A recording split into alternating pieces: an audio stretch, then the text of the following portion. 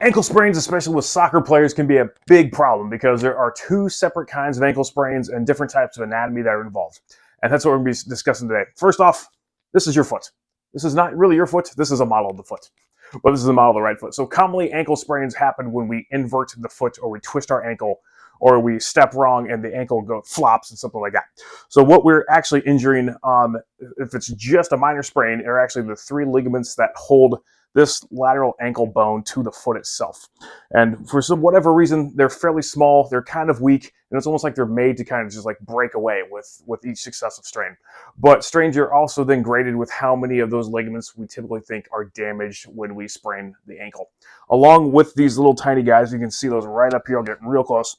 We got we got three of the ligaments that basically hold this leg bone onto the calcaneus.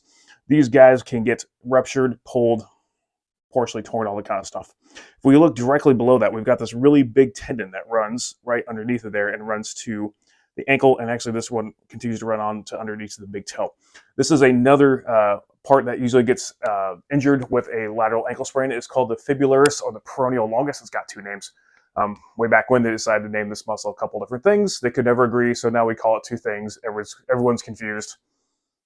But the big thing is, if you're after an ankle sprain, the big thing that you really get back is to get some strength and some endurance back in that muscle, because that's going to help support the ligaments or lack of ligaments, depending on how big of an injury there is through the further career.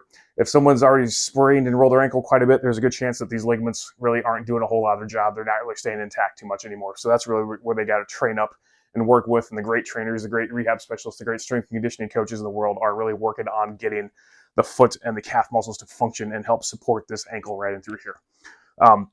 One of the other things we have to consider sometimes too is depending on the severity of the sprain itself, it can actually pull and do what's kind of a high ankle sprain, or it can also cause some of a bone stress reaction. It can actually, in severe cases, actually like the whole ankle will go like this and can actually lead to a full ankle break. That's a whole nother issue and a whole nother problem and a whole nother specialty you need for that.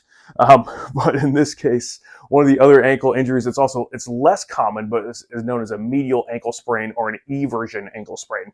And that's when the damage actually happens on the inside of the ligament of the ankle, and the foot usually kind of rolls out and in. That's a lot less common. There are a lot bigger, stronger structures on the inside of the ankle that typically keep people from having that issue, but it does happen from time to time. With both ankle sprains, you can actually get pain on both sides of the ankle.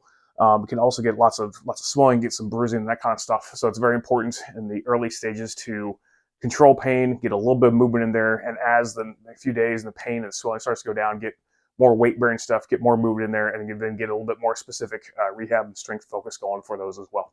So that is ankle sprains. One of the things that we do here in the clinic for that, treatment-wise, we can help with ankle pain. We can do some dry needling techniques that help calm stuff down.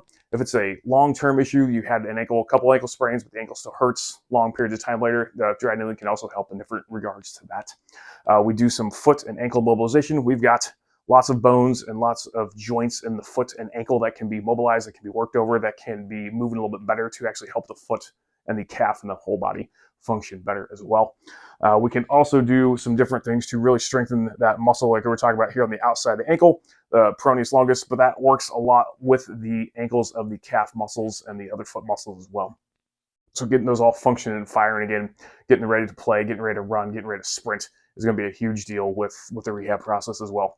And once everything's feeling better, you go back and hopefully you're competing at 100% again. So if you have any issues or have any questions, with ankle sprains, inversion, eversion, inside the ankle, outside the ankle, feel free to drop them below. If you're having some issues in the Kansas City area, we're in North Kansas City. We're always taking on new patients. We'd love to help you out.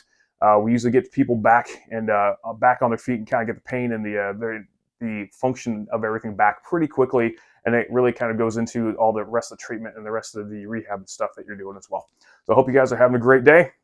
Got the World Cup stuff coming up. I hope everyone's excited for that as well.